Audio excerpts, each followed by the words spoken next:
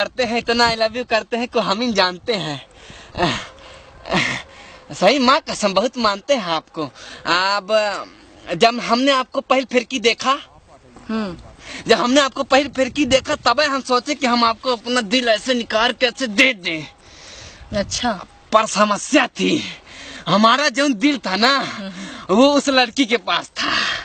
तो हम जाके हर बरिया उससे मांगा, बोला हे हमको हमारा दिल दे दो, हमको न तुमको देना है।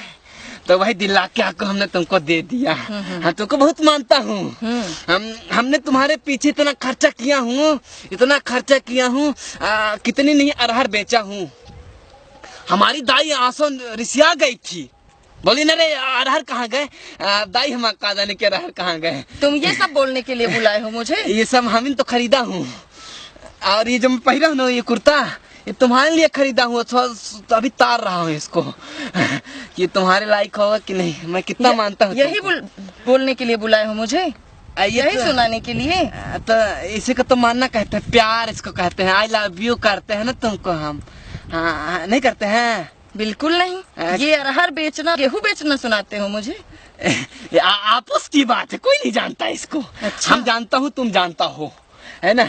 तो ये सब हमने खरीदा हूँ।